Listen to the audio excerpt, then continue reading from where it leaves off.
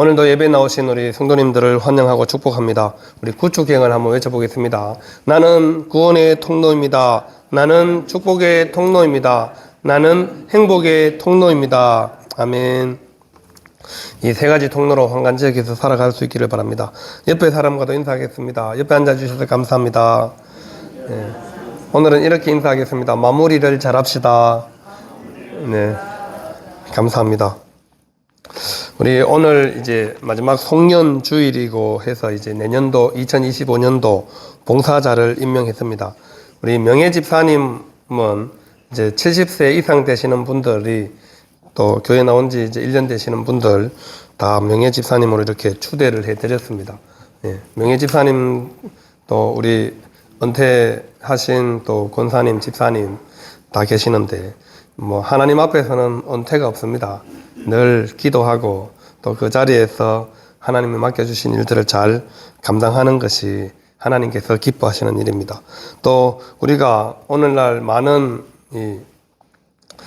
바쁘게 분주하게 살아가는 세상 속에서 또 여러 가지 뭐 나라 또 시끄럽고 뭐 여러 가지 골치 아픈 일들이 많이 있잖아요. 그래도 해는 바뀝니다. 그래서 우리가 이 중요한 정보들을 잘 쉽게 접할 수 있는 장점이 있지만 또 그 모든 정보들이 다 사실은 아니라는 거죠. 진짜 뉴스도 있고 가짜 뉴스도 있습니다. 그래서 우리가 뭐가 진짜인지 가짜인지를 잘 분별하는 것도 굉장히 중요하다는 사실이죠. 오늘날 많은 영상들이 난무하죠. 자, 스마트폰의 이 유입으로 인해서 언제든지 유튜브 영상을 통해서 뉴스도 보고 뭐 수많은 정보 뭐 잘 할 줄 몰라서 검색하면 유튜브 동영상이 아주 자세하게 설명하는 것까지 잘 나와 있습니다. 예를 들어서 우리 그 바닥에 깔려 있는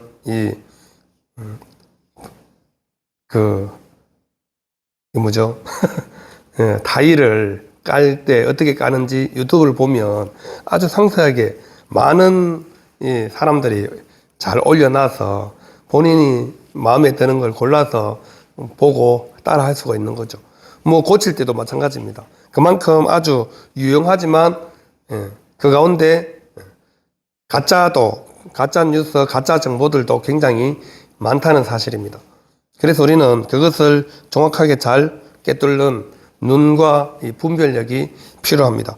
2024년도 마지막을 보내면서 여러분들은 어떻게 1년을 보내고 왔는지 1년을 돌아보고 또 다시 시작하는 2025년도를 희망차게 보내기 위해서 우리가 또 하나님의 말씀에 귀를 기울여야 합니다. 나의 모습이 하나님 앞에서 어떠한지를 잘 돌아보고 관리하는 것이 우리가 그리스도인으로서 가장 중요하다는 거죠.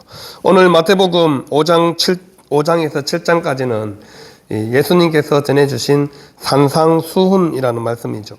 그 가운데 이제 오늘 7장 말씀은 결론 부분에 해당되는 부분입니다. 예수님께서 자신을 따르는 많은 사람들에게 귀한 말씀들을 많이 해주셨지만 이 산상수훈의 말씀이 굉장히 보석 같은 말씀들이 많이 기록이 되어 있습니다. 그 가운데서도 오늘 7장은 이제 마지막 결론적인 말씀으로 해주고 있는 것이죠. 이 말씀을 예수님을 따르는 제자들, 많은 믿는 사람들에게 했다는 것이 더 중요하죠. 우리가 읽은 본문 바로 앞에 보면 좁은 문 그리고 넓은 문이 나오고 있죠. 그래서 좁은 문으로 들어가라고 말씀하고 있습니다. 대부분의 사람들은 넓은 문으로 그리고 넓은 문을 선택합니다. 그 길이 넓고 좋아서 가는 사람들이 많다는 것이죠. 그런데 예수님께서는 좁은 문을 선택해라 합니다. 그 길이 좁고 협착하다고 말합니다. 하지만 그 좁은 문이 생명으로 인도하는 문이다 말씀하고 있죠. 좁은 문이기 때문에 좁고 협착하다는 말은 가는 사람들이 적을 뿐만 아니라 가는 길도 쉽지 않다는 것을 말씀해 주고 있습니다. 하지만 그 문이, 좁은 문이 생명으로 인도하는 문이다 말씀하고 있죠. 그래서 예수님은 자신을 따르고 믿음의 길을 걸어가는 것이 바로 좁은 문으로 가는 삶이라는 것을 말씀해 주고 있습니다. 물론 사람들도 적습니다. 그리고 길도 어렵습니다. 하지만 반드시 들어가야 하는 문이 바로 이 좁은 문이다 말씀을 하고요. 그리고 이제 15절 오늘 본문에 이어서 바로 거짓 선지자들을 삼가라 그렇게 말씀하고 있죠. 이 선지자들은 구약에서 하나님의 말씀을 대언하는 사람들이죠. 하나님의 말씀을 받고 그 말씀을 백성들에게 대언해 주는 사람들을 선지자 부릅니다. 근데 선지자 앞에 어떤 단어가 붙어 있어요? 거짓 선지자들을 삼가라 말씀하고 있습니다. 거짓이라는 의미는 사실과 어긋난 것 또는 사실이 아닌 것을 사실처럼 꾸민 것을 거짓이라고 말합니다. 하나님의 말씀을 직접 듣지 않았는데 하나님의 말씀을 들은 것처럼 백성들에게 말한다는 것이죠. 하나님께서 말씀을 주지 않았음에도 불구하고 자기가 하나님의 말씀을 들은 사람인 것처럼 그렇게 하나님의 말씀이다라고 얘기하면서 거짓으로 이 선지자 노릇을 하는 사람들을 삼가라고 말씀하고 있습니다. 삼가라는 말은 조심하라, 주의하라는 의미죠. 경계를 계속해서 정말 저 말이 사실인지를 잘 살펴보라는 말입니다. 오늘날 수많은 이야기들이 우리 귀에 들리지만 우리는 무엇이 진짜인지 거짓인지 정확하게 판별하고 분별할 수 있어야 한다는 겁니다. 예수님 당시 또 그 앞전에 있는 많은 구약시대도 수많은 거짓 선지자들이 있었습니다. 그리고 또 초대교회 당시에도 거짓 선지자들이 있었습니다. 거짓으로 가르치는 하나님의 말씀을 다르게 풀어서 설명하는 사람들이죠. 이 거짓 선지자들은 백성들을 오히려 거짓으로 선동하고 또 잘못된 길로 가도록 거짓 선지자들이 이렇게 하는 이유는 하나입니다. 자신의 권력과 이익을 얻기 위함이라는 거죠. 하나님의 말씀, 하나님의 계획과 전혀 상관이 없는 사람들입니다. 오로지 자신의 기득권을 유지하고 자신의 말을 통해서 오히려 자신들이 이익을 얻고 부를 계속해서 쌓은 사람들입니다. 그 사람들이 다 거짓 선지자들에 해당되는 것이죠. 종교적으로는 선지자일지 모르지만 그들은 거짓 선지자라는 것이죠. 하나님께 신실하게 하나님의 말씀을 듣고 예언한 선지자들 중에 자신의 권력, 자신의 부를 위해 산 사람이 한 명도 없습니다. 구약의 이사야 선지자부터 그 전부터 엘리야, 엘리사 보세요. 절대적으로 어떠한 타협도 하지 않고 오로지 하나님의 말씀과 하나님의 뜻에만 귀를 기울이고 아무리 백성들이 왕이 자신의 목숨을 위협해도 하나님의 말씀이다 얘기하면서 절대 굽히지 않았죠. 왜? 진리를 선포하는 사람들이기 때문에. 그리고 하나님께서 말씀하신 말씀이기 때문에 왕이 와서 협박하고 위협해도 하나님의 말씀이 이 말씀입니다라고 그대로 증거했던 사람들이 바로 선지자들이죠. 하지만 거짓 선지자들은 그렇지 않다는 겁니다. 권력이 원하는 대로, 사람들이 듣기 좋은 대로 말을 했죠. 하나님의 말씀이 아니라 본인의 말을 듣기를 원하는 그 사람이 듣기 좋게 말을 한 사람들이 다 거짓 선지자들입니다. 그 다음 말씀에 보시면 이 거짓 선지자들의 특징이 뭐라고요?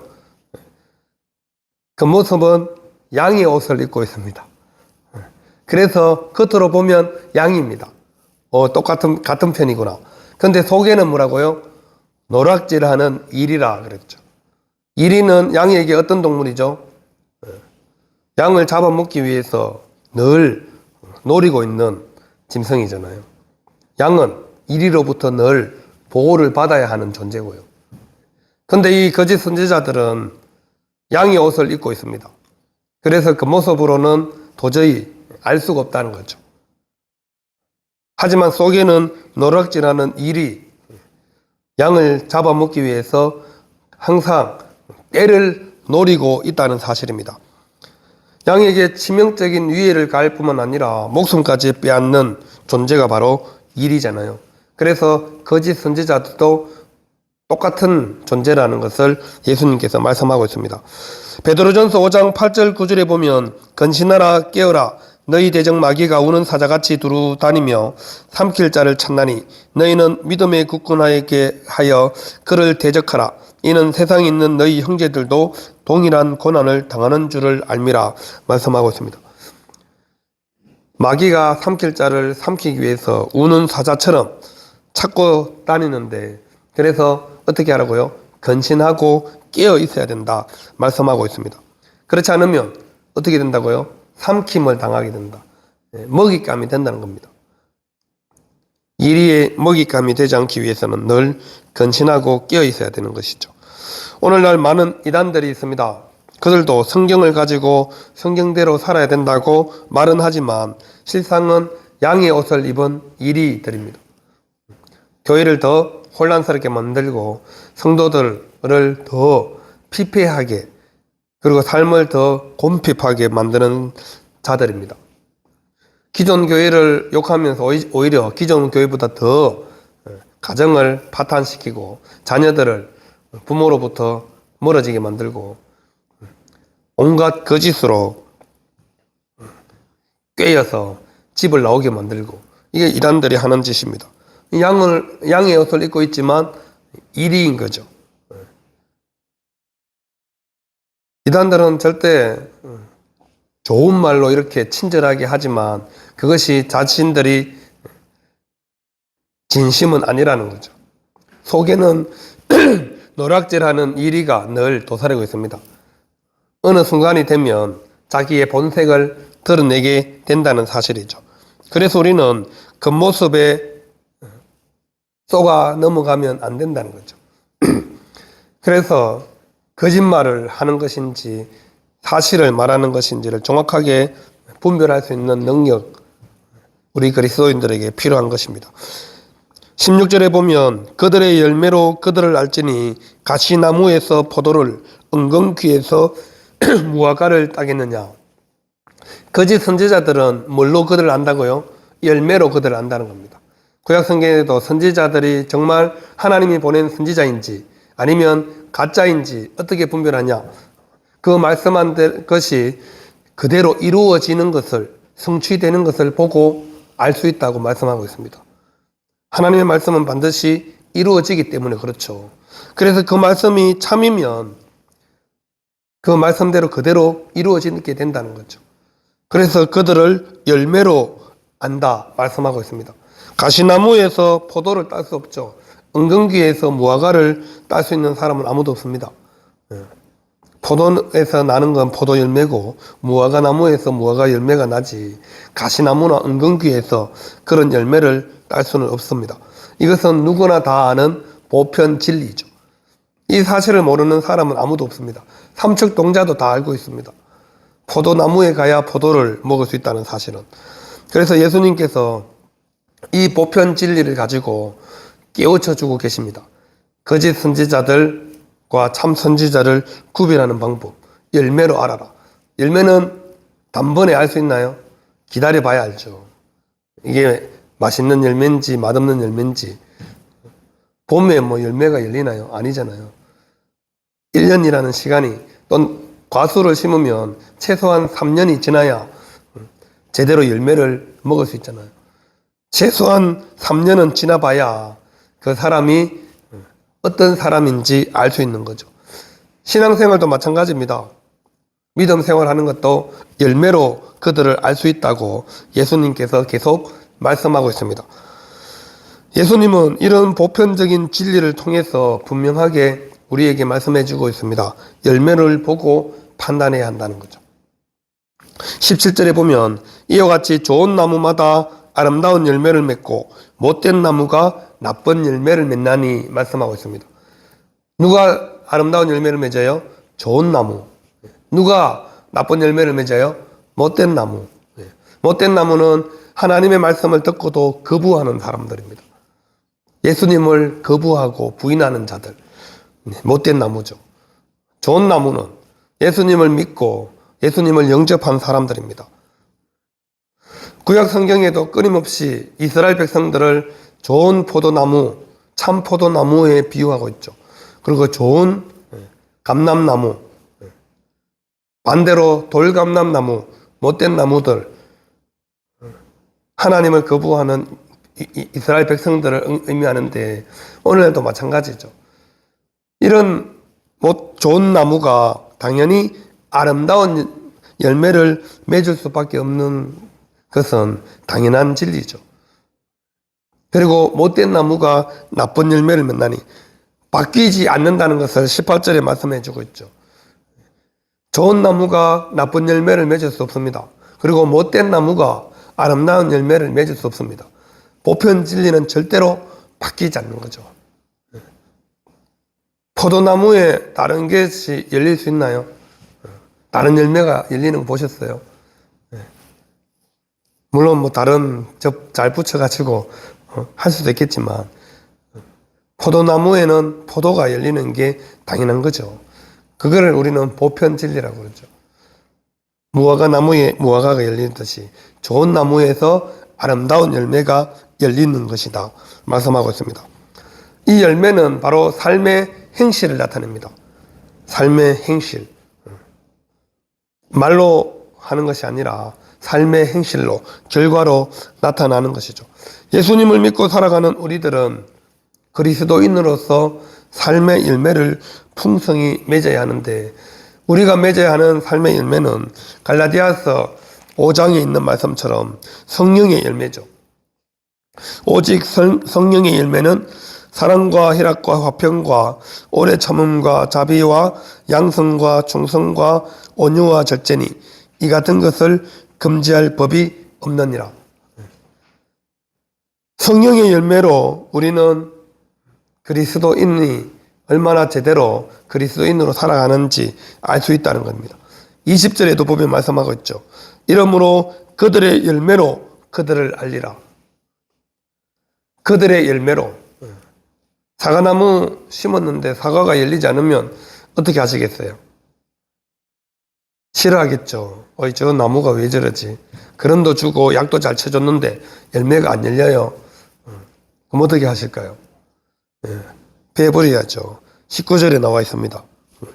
열매 맺지 않는 나무마다 찍혀 불에 던져지느니라. 하나님의 심판을 말씀하고 있습니다. 좋은 나무를 심어서 당연히 아름다운 열매를 기대했는데 열매를 맺지 못하면 찍혀 불에 던져지느니라. 우리 하나님을 믿고 살아가는 그리스도인들도 마찬가지라는 거죠. 성령의 열매를 풍성히 맺고 하나님이 원하시는 믿음의 열매를 잘 맺어야 하는데 그 열매를 맺지 못하면 하나님의 심판이 있다는 것을 말씀하고 있습니다. 그들의 열매로 그들을 알리라 분명하게 말씀하고 있죠. 그러면 좋은 나무가 어떻게 될까요? 그냥 좋은 나무입니다. 여러분 묘목 사러 가서 좋은 나무 사시잖아요. 그냥 보고 내가 좋은 나무로 또 묘목 파는 사람이 좋은 묘목입니다 하면 사오죠. 근데 우리 그리스도인들은 예수님과 접붙여지면 좋은 나무가 되는 것이죠. 예수님께서 십자가의 죽으심으로 우리를 새로운 사람으로 접붙여 주셨기 때문에 예수님을 믿고 살아가는 모든 그리스도인들은 좋은 나무입니다. 그러면 당연히 아름다운 열매를 맺는 것이 정상이잖아요. 그게 보편 진리니까. 근데 우리가 1년을 돌아보면서 또 우리 삶 속에 내가 그리스도인으로서 얼마나 아름다운 열매를 맺고 있는지 자기 자신을 돌아보셔야 합니다. 그냥 여전히 세상 사람과 마찬가지로 세상 일에 바빠서 믿음의 열매는커녕 나 살기 바쁘다고 그렇게 살아가면 우리는 좋은 열매, 아름다운 열매를 맺고 살아가는 것이 아닌 거죠. 그리스도인에게는 그리스도인에게 합당한 열매들이 있습니다. 성령의 9가지 열매, 또 빛의 열매, 이런 열매들을 우리가 믿음으로 살아가는 동안 잘 맺어가야 합니다. 그렇지 않으면 농부 되시는 하나님으로부터 배임을 당하게 된다는 거죠. 찍혀 불에 던져지는 나무가 될 수밖에 없다는 사실입니다. 그들의 열매로 그들을 알리라. 어떤 열매를 맺는지 보면 그가 어떤 사람인지 알 수 있다는 겁니다. 이 열매는 한 번에 확인할 수 없잖아요. 그래서 우리 믿음의 사람들은 저 사람이 어떤 사람인지 한 번에 알 수가 없습니다. 교회 안에서 함부로 그래서 다른 사람을 평가하고 판단하는 것은 우리의 몫이 아닌 거죠. 그 사람이 맺는 열매가 날 때까지 어떻게 해야 돼요? 기다려줘야죠. 농부가 열매를 기다리듯이 함께 신앙생활하고 있는, 함께 믿음 생활하고 있는, 내년에 또 2025년도 봉사자들 임명했는데 위원장님이든 회장님이시든 모임장님이시든 한 번에 열매를 맺을 수 없잖아요. 그래서 우리 모임원들은 또 회원들은 기다려주는 겁니다. 열매를 잘 맺을 수 있도록 도와주고 함께 해주는 것입니다. 이것이 우리가 2024년도를 보내고 또 2025년도를 준비하면서 우리가 가져야 할 마음의 자세인 것이죠. 그리고 열매로 반드시 그 사람을 확인할 수 있습니다. 믿음의 사람들은 항상 아름다운 열매를, 성령의 열매, 빛의 열매, 믿음의 열매를 맺으며 살아가야 한다는 사실을 꼭 기억할 수 있기를 바랍니다. 좋은 나무에서 아름다운 열매를 맺습니다. 예수님을 통해서 우리는 좋은 나무로 심겨진 사람들이기 때문에 여러분 모두는 좋은 나무임을 확신하시기 바랍니다. 여기 못된 나무는 없습니다. 못된 나무는 저 밖에 있죠. 주님을 거부하고 주님을 믿지 않는 사람들이 못된 나무들이 있죠. 그 사람들이 나쁜 열매 맺는 건 당연한 결과니까 저 인간 왜 저래? 이런 말을 할 필요가 없습니다. 당연한 결과죠. 보편 진리. 근데 우리 예수님을 믿고 살아가는 우리가 나쁜 열매를 맺으면 저 사람 왜 저래? 이렇게 말해야 됩니다. 그리고 그러면 안 되지라고 말해줄 수 있어야 되는 거죠. 그래서 우리는 함께 아름다운 열매로 풍성한 우리 모든 성도님들 되시고 또 그 열매로 하나님께 온전히 영광 돌리시는 우리 모든 황간제일교회 믿음의 성도들 다 될 수 있기를 바랍니다. 기도하겠습니다.